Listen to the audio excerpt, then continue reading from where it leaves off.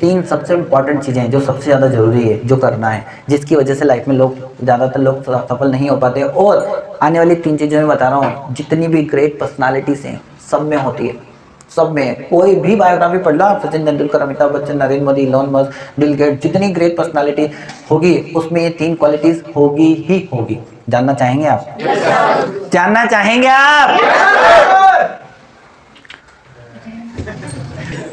सबसे पहला और सबसे फर्स्ट एंड इम्पॉर्टेंट, फोकस। हमें इस सेमिनार की ज़रूरत क्यों पड़ रही है? क्योंकि अभी तक हम पूरी तरह से फोकस्ड नहीं हैं। यहाँ पर कोई भी IAS, IPS और ये नहीं बैठे हैं। क्यों? क्योंकि वो पूरी तरह से फोकस्ड है उनके काम पे, उनके स्टडी में। इसलिए हम पूरी तरह से फोकस्ड नहीं हैं। इसलिए आप लोगों ने एक कहानी बचपन से पढ़ी है और पता नहीं कितनी बार पढ़ी है, पर आपको कभी उसका मोरल पता नहीं चला, और आधी अधूरी कहानी आपने पढ़ी अभी तक, आपको सुनाई गई बचपन से। वो द्रोणाचार्य एक बार खड़े होते हैं, अपने 5 शिष्य को बोलते हैं आओ, और एक लकड़ी का बर्ड एक उस पर रख देते हैं ट्री पर। सुनिए आप लोगों ने? किसने सुनी? हाथ उठा के दिखाओ। ऑलमोस्ट सब लोगों ने सुनी है। ये आधी अधूरी कहानी है। कहानी पता है स्टार्ट कहाँ से होती है? मैं आपको बताता हूँ, आपको किसी ने नहीं बताया। कहानी की शुरुआत होती है, आपको मालूम है, आपको लगता है कि द्रोणाचार्य ने बस 5 लोगों को शिक्षा दी, और वो थे युधिष्ठिर और भीम, अर्जुन, सहदेव और नकुल। गलतफहमी में आप। उनके 106 शिष्य थे। कितने? 100 तो कौरव थे, 5 पांडव थे, और एकलव्य को तो पढ़ाया ही नहीं उन्होंने। एकलव्य तो खुद से सीखा उनकी मूर्ति बना के। उनका पुत्र अश्वत्थामा। हाँ, एक बार अश्वत्थामा गुरु द्रोणाचार्य के पास जाते हैं और बोलते हैं गुरुजी, आपका जो प्रिय स्टूडेंट है वो अर्जुन है, आप मुझे बताइए क्यों? अश्वत्थामा क्या होता था, जैसे जब गुरुकुल में होता था तो द्रोणाचार्य को पिताजी नहीं बोलता था, वो गुरुजी बोलता था। और जब घर होता था तो पिताजी बोलता था, क्योंकि उस टाइम तो वो गुरु है ना, और घर पे तो पिताजी है। तो वो बोलता है, अश्वत्थामा एक बार गुरु द्रोणाचार्य के पास जाते हैं और उनसे बोलते हैं, अश्वत्थामा बोलते हैं कि आपका सबसे प्रिय स्टूडेंट अर्जुन ही क्यों है? जबकि अर्जुन को जो जो आता है वो सब मुझे भी आता है, जो अर्जुन कर सकता है वो मैं भी कर सकता हूँ। आप बताओ मुझे ऐसा कोई काम जो सिर्फ अर्जुन का आता हो मुझे नहीं आता हो? बोले ऐसा कोई काम नहीं है। फिर अर्जुन ही आपका प्रिय स्टूडेंट क्यों है, जबकि मैं आपका स्टूडेंट भी हूँ और आपका पुत्र भी हूँ? तो उसके बाद गुरु द्रोणाचार्य उस समय उसको कोई आंसर नहीं देते हैं, मुस्कुराकर चले जाते हैं। कुछ दिनों के बाद में गुरु द्रोणाचार्य 5 लोगों को बुलाते हैं, जिसमें एक होता है युधिष्ठिर, एक होता है भीम, एक होता है अर्जुन, एक होता है सहदेव और एक होता है अश्वत्थामा। तो सबसे पहले वो क्या करते हैं, जैसे एक पेड़ के ऊपर लकड़ी का बर्ड लगा देते हैं, है ना, और उसके बाद में युधिष्ठिर से बोलते हैं कि निशाना लगाओ। तो युधिष्ठिर है ना अपना तीर बाण लेके और निशाना लगाना शुरू करता है। उसके बाद गुरु द्रोणाचार्य बोलते हैं कि तीर मत छोड़ना, है ना, बस निशाना लगाओ सबसे पहले। तो निशाना लगा के और बिल्कुल पूरी तरह से तैयार हो जाता है। अब गुरु द्रोणाचार्य उनके पास आते हैं और युधिष्ठिर से पूछते हैं, युधिष्ठिर तुम्हें क्या क्या दिख रहा है? तो युधिष्ठिर बोलता है कि मुझे गुरुजी आप दिख रहे हैं, आसमान दिख रहा है, पेड़ दिख रहा है, पंछी दिख रहे हैं, मेरे आसपास भाई बंधु दिख रहे हैं। तो बोलते रुक जाओ, साइड में आ जाओ। फिर बुलाते हैं भीम, आओ तुम थोड़ा आगे। बोले निशाना लगाओ। फिर भीम भी तैयार। अब भीम बोलता है कि तुम्हें क्या दिख रहा है? तो वो आम का पेड़ था तो उसमें आम लटक रहे। बोले मुझे तो आम दिख रहे हैं, वो खाने पीने में इंटरेस्ट, मजाक कर रहा हूँ। तो भीम बोलते हैं कि भीम भी सेम आंसर देते हैं, गुरुजी मुझे आप दिख रहे हो, आसमान दिख रहा है, आसपास पेड़ पौधे दिख रहे हैं, मेरे भाई बंधु दिख रहे हैं, बर्ड्स दिख रहे हैं, तुम भी साइड में आ जाओ। फिर उसके बाद में अश्वत्थामा को लाते हैं। अश्वत्थामा अब तुम बताओ तुम्हें क्या दिख रहा है, कि निशाना लगाओ निशाना। तो अश्वत्थामा भी सेम आंसर देते हैं कि मुझे आसमान दिख रहा है, बर्ड दिख रहा है, ये दिख रहा है, वो दिख रहा है, सहदेव। फिर लास्ट में आता है अर्जुन। अर्जुन को बोलते हैं कि अर्जुन लगाओ निशाना। तो अर्जुन निशाना लगाता है। उसके पास में गुरुजी आके खड़े हो जाते हैं। फिर बोलते हैं अर्जुन तुम्हें क्या दिख रहा है? तो अर्जुन बोलता है कि मुझे चिड़िया की आंख दिख रही है ना। फिर उसके बाद में गुरु द्रोणाचार्य उनको डिस्ट्रैक्ट करने की कोशिश करते हैं। वो बोलते हैं कि मैं तुम्हारा गुरु द्रोणाचार्य तुम्हारे पास खड़ा हूँ, मैं दिख रहा हूँ तुम्हें? तो बोले माफ करिएगा गुरुजी, मुझे तो सिर्फ चिड़िया की आंख दिख रही है। और चलाओ बाण। तो चलाता है और चिड़िया की आंख पर लग जाती है। So what is the moral of the story? देखो the moral of the story, ये स्टोरी हमें बचपन से हजारों बार सिखाई गई, पर ये नहीं सिखाया गया कि ये स्टोरी का मीनिंग है कि हमें पर्टिकुलर एक चीज पर फोकस करना है। अर्जुन ने सीखा सब था, उसको भाला चलाना आता था, तलवार चलाना आती थी, उसको 50 तरीके के और शस्त्र चलाना आते थे, पर वो मास्टर एक ही चीज में था, किसमें? तीरंदाजी में। He was a great archer। उसने बोला मैं तो तीर ही चलाऊंगा। वो सुबह से रात तक प्रैक्टिस करता कि मुझे क्या करना है? तीरंदाज बनना है। मुझे क्या करना है? तीरंदाज। उसने कभी ये नहीं सोचा कि मुझे कभी इन फ्यूचर में राजा बनना है, प्रजा को कैसे संभालना है, कैसा बिहेव करना है, कैसे ट्रीट करना है, कैसा न्याय करना है। मुझे तो सिर्फ तीरंदाज बनना है, इस विश्व का सबसे बड़ा योद्धा बनना है, सबसे बड़ा तीरंदाज बनना है। क्या हमारा ये लक्ष्य है? क्या हम ऐसा सोच पाते हैं? बिल्कुल भी नहीं। आज हम सोचते हैं कि मुझे गवर्नमेंट जॉब करनी है, और फिर अगले महीने कुछ और सोचने लग जाते हैं। अगले महीने हमें कोई फ्रेंड मिलता है तो वो बोलता है कि मैं तो एमसीए कर रहा हूँ, चल मैं भी कर लूँगा तेरे साथ में, एमबीए कर रहा हूँ, चल कल से मैं भी चलूँगा, है ना, कोई बोलता है। तो हमारा क्या है कि फोकस एक जगह नहीं है।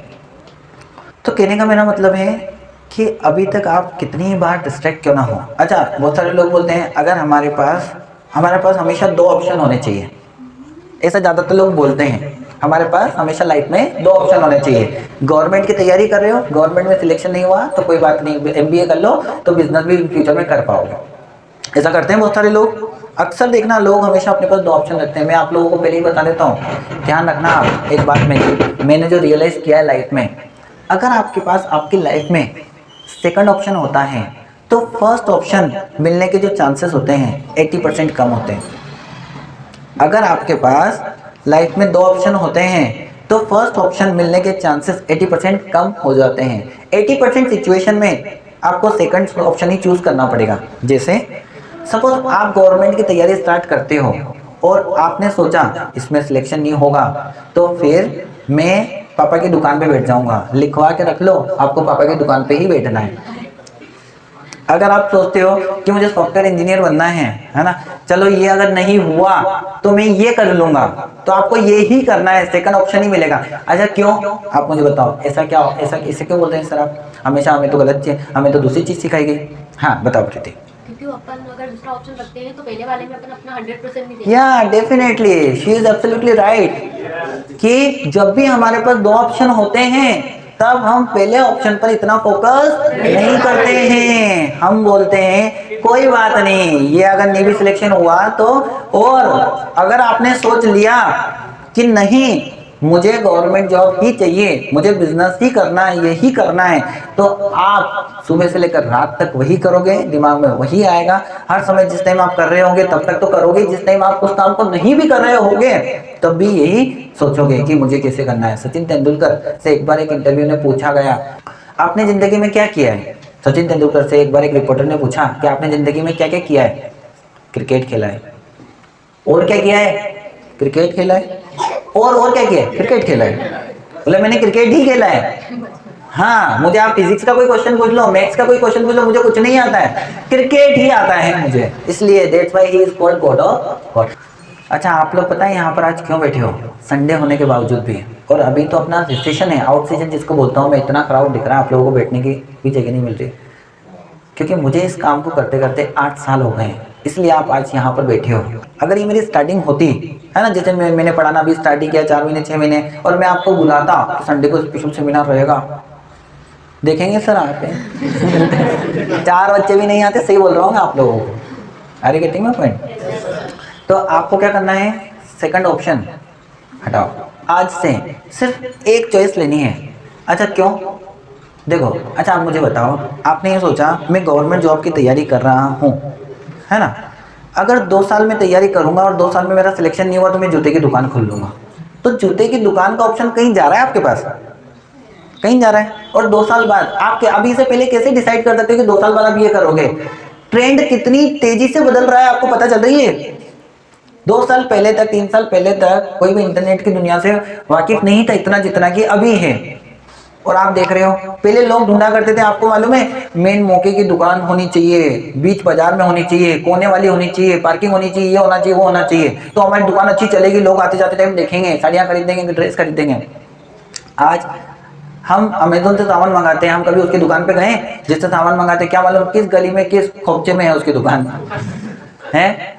कितनी मतलब आजकल आप यूँ सोचो कि वो जो ट्रेंड पहले था वो वाला नहीं है। आप पहले से सोच के रखते हो मेरा इसमें सिलेक्शन नहीं हुआ तो ये करूंगा, क्या मालूम 2 साल बाद उसका ट्रेंड ही ना हो। Is it possible? आप सोच रहे हो कि मेरे पापा की दुकान 2 साल के बाद मैं संभाल लूंगा, अगर मेरा इसमें सिलेक्शन नहीं हुआ तो हो सकता है कि ट्रेंड पूरी तरह से बदल जाए, ऑफलाइन का ऑनलाइन हो जाए, ऑनलाइन का और कुछ चेंज हो जाए, हो सकता है। हमें हमेशा पूरी तरह से अप टू डेट रहना पड़ेगा उसके लिए। तो आप क्या करो, देखो मैं क्या करता हूँ, मैं तो पूरा फोकस एक चीज पर कि अगर आप गवर्नमेंट की तैयारी कर रहे हो, है ना, तो आने वाले 2 साल तक मैं सिर्फ इसी की तैयारी करूंगा, इसके अलावा मेरे पास कोई ऑप्शन नहीं है ना। मुझे यही करना है, उसमें सिलेक्शन होना है। जो लाखों लोग कर रहे हैं, क्या मैं नहीं कर सकता? लाखों लोग सिलेक्ट हो रहे हैं गवर्नमेंट की जॉब्स में, क्या जो काम इंडिया में लाखों लोग कर रहे हैं, क्या मैं नहीं कर सकता? लाखों लोग सीए कर रहे हैं तो क्या मैं सीए नहीं कर सकता? लाखों लोग एमसीए कर रहे हैं तो मैं एमसीए नहीं कर सकता? लाखों लोग बिजनेस कर रहे हैं तो क्या मैं बिजनेस नहीं कर सकता? सिर्फ एक डेडिकेशन की जरूरत है। तो सबसे पहला डेडिकेशन कि मुझे करना क्या है। आज अपने आप से, आज आप मुझे अपनी आइडेंटिटी बताओ, what you be the known for in future. मतलब आप इन फ्यूचर में किस नाम से जाना जाने चाहते हो। जैसे देखो मैं आपको कुछ एग्जांपल दूं, आप मैं कुछ नाम बोलता हूं, आप उनकी आइडेंटिटी बताना, है ना। जैसे मैंने बोला सचिन तेंदुलकर, AR रहमान, नरेंद्र मोदी जी, अमिताभ बच्चन, सलमान खान। अब हम इनके एग्जाम्पल क्यों ले रहे हैं मालूम है? क्योंकि इनकी पूरी जिंदगी हो गई उस काम को करते करते। आज हम यहाँ अमिताभ बच्चन से हजारों किलोमीटर दूर है और हम उनकी बात कर रहे हैं, ठीक है ना। क्यों? क्योंकि उनकी पूरी जिंदगी हो गई। क्या हम हमारे करियर के लिए, हमारे फ्यूचर के लिए सिर्फ 2 साल नहीं दे सकते किसी पर्टिकुलर एक काम को? नहीं दे सकते तो फिर कोई मतलब नहीं है। तो इन 2 सालों में मेरे माइंड में किसी तरह का कोई दूसरे ना तो ऑप्शन का ख्याल आएगा ना तो कोई दूसरा काम। क्या करना मैं चाहता हूँ? मैं I am preparing for army, बस I will be definitely selected in the army. हाँ, अब आपने कोशिश की साल 2 साल 1.5 साल 3 साल, अब नहीं हुआ, अब बिल्कुल पूरी तरह से नहीं हुआ, अब हो नहीं सकता, तो भविष्य में आपकी एज निकल चुकी है, बहुत सारी समस्याएं आ चुकी है।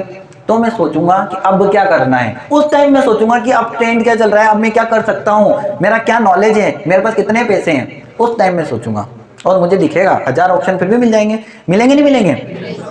अभी मैं एमसीए कर रहा हूँ, मेरा सिर्फ एक ही लक्ष्य है, एमसीए करके मुझे एक सॉफ्टवेयर इंजीनियर बनना है। सिर्फ एक सॉफ्टवेयर इंजीनियर नहीं, बहुत अच्छे लेवल का सॉफ्टवेयर इंजीनियर बनना है। आप मुझे बताओ आपकी क्या आइडेंटिटी होनी चाहिए इन फ्यूचर में?